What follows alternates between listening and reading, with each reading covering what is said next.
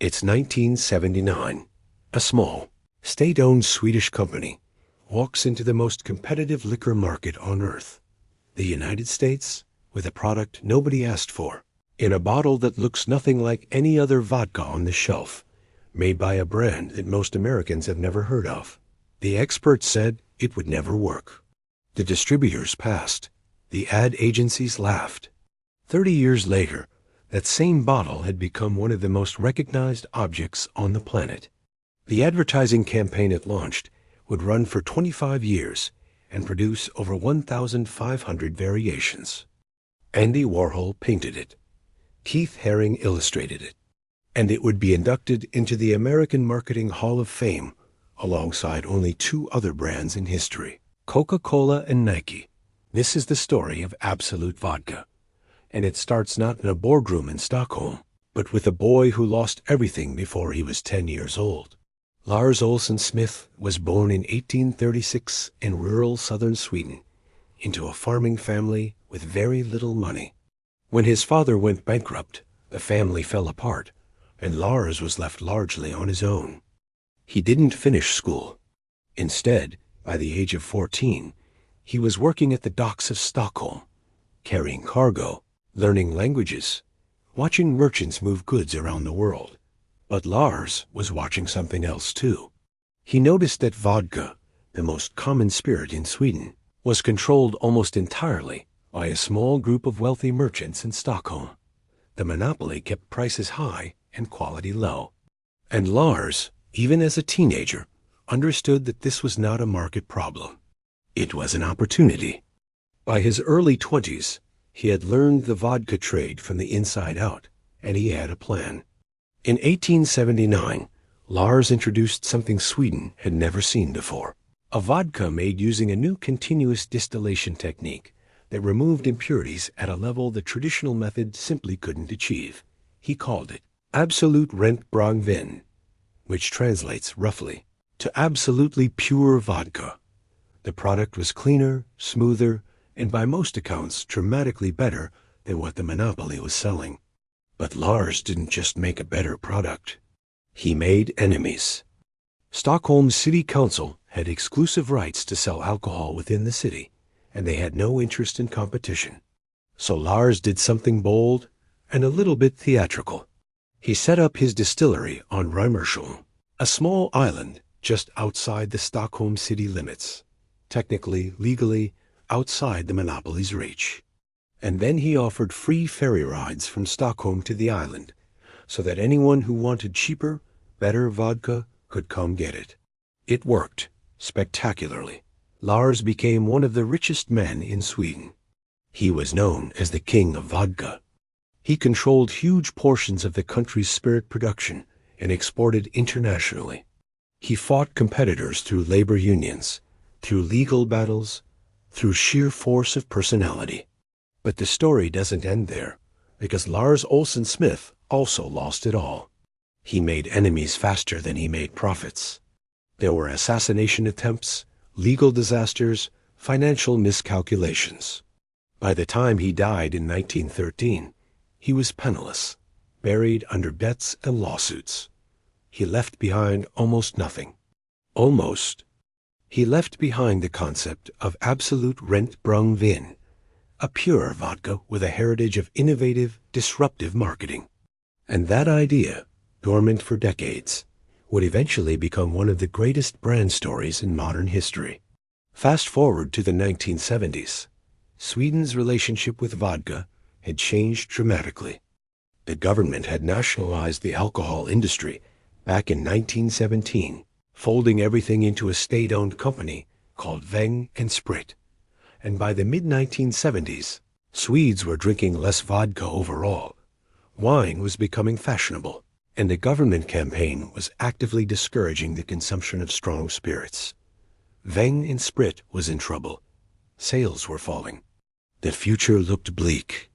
Lars Lindmark, the company's CEO, decided the answer was to look outward.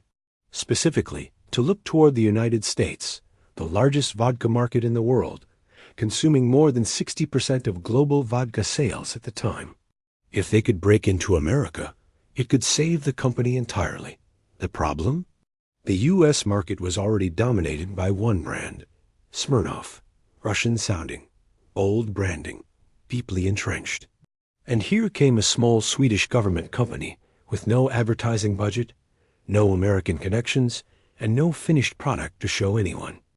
Lindmark hired a Stockholm advertising agency called Carlson and Broman, and specifically a man named Gunnar Broman, to figure out how to make this work. And it was Gunnar Broman who made the decision that would change everything. One afternoon, while walking through Gamla Stan, Stockholm's old town, Broman stopped at an antique shop. In the window, he spotted an old apothecary bottle. Short, squat, clear glass, with a distinctive rounded shape and a short neck. It was the kind of bottle that had held medicine in the 18th century. Plain, functional, almost aggressively simple. At the time, the vodka industry was obsessed with visual complexity. Bottles were decorated with ornate gold and silver trinkets, fancy labels, elaborate caps, the aesthetic arms race of premium spirits. Every brand was trying to look more expensive and more impressive than the next. Broman saw the apothecary bottle and thought the exact opposite. He believed Absolut could stand out not by adding more, but by stripping everything away. No label, text printed directly on the bottle. A silver medallion bearing the face of Lars Olsen Smith himself, a nod to history that also gave the bottle a sense of authenticity and heritage. It was, on paper, an insane idea. The bottle had no label, no opaque backing to hide behind. It was completely transparent, which meant the vodka inside had nowhere to hide. And in a category full of visual noise, it looked almost invisible on the shelf. Broman's pitch to American distributors was not warmly received. He and his colleagues flew to New York and walked into liquor stores, literally rearranging shelves to show buyers how the bottle would look, and were mostly turned away. The concept was too strange.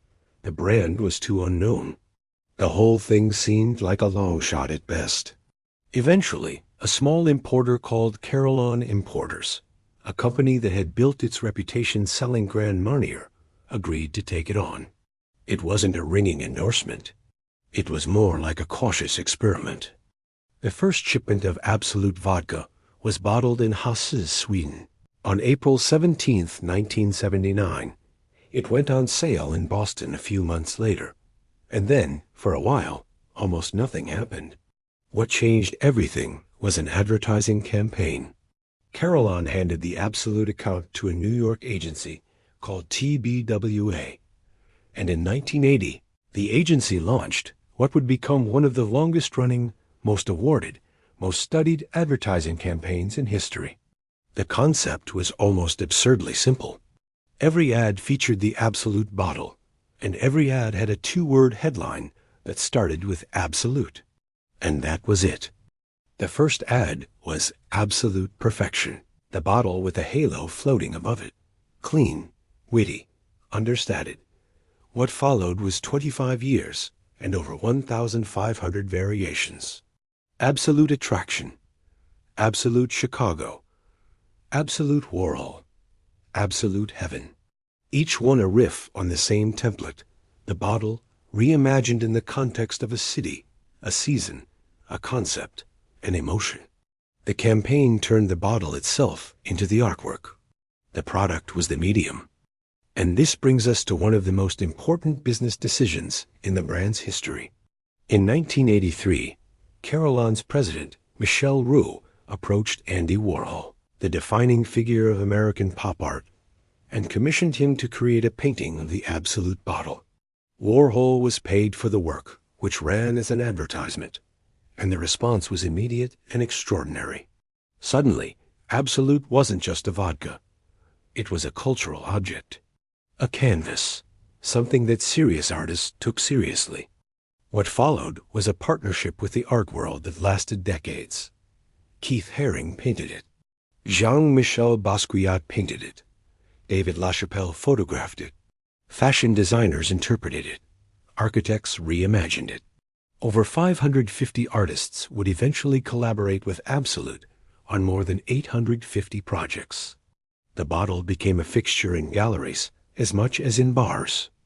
And crucially, Absolut was among the first mainstream brands to run advertising in gay publications, targeting LGBTQ+ consumers openly and unapologetically beginning in 1981. At a time when most brands pretended that community didn't exist, Absolut showed up. The loyalty that resulted lasted for decades. In 1992, Absolut was inducted into the American Marketing Association's Hall of Fame. It was only the third brand ever admitted. The other two were Coca-Cola and Nike. So what is the actual lesson here? Because it would be easy to look at this story and conclude that Absolut won because it had a great bottle and a clever ad campaign. But that's not quite right. The deeper lesson is about the relationship between differentiation and meaning. In the vodka category, differentiation by product alone is almost impossible. Vodka is, by definition, supposed to be odorless and tasteless. You cannot easily convince someone that your vodka tastes dramatically better than the competition's.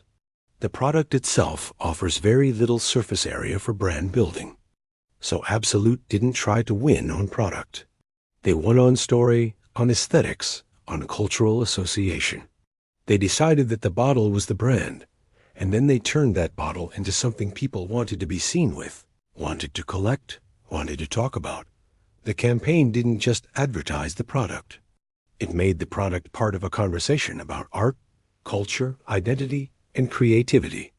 They also understood, at a time when few brands did, that being part of a community is more valuable than broadcasting at an audience. Their partnership with the LGBTQ+ community wasn't a marketing tactic. It was a genuine, long-term relationship that built loyalty no amount of traditional advertising could have bought. And there is something worth noting about the founder, Lars Olsen Smith, whose face still appears on every bottle today. He built his entire career on disruption, going around monopolies, offering free ferry rides, using new technology to outcompete established players. He died broke, but the spirit of what he built, the idea that you can outthink a bigger opponent by being smarter, older, and more willing to be different, survived him by more than a century. Today, Absolut is sold in 126 countries. Pernod Ricard acquired the brand in 2008 for over 5 billion euros. Every bottle is still produced in Hasi, in the same region of southern Sweden where Lars Olsen Smith built his first distilleries. The bottle design has remained essentially unchanged since 1979. Every year, the Haas distillery produces 100 million liters of vodka, the equivalent of 500,000 bottles, every single working day. It is Sweden's single largest food export.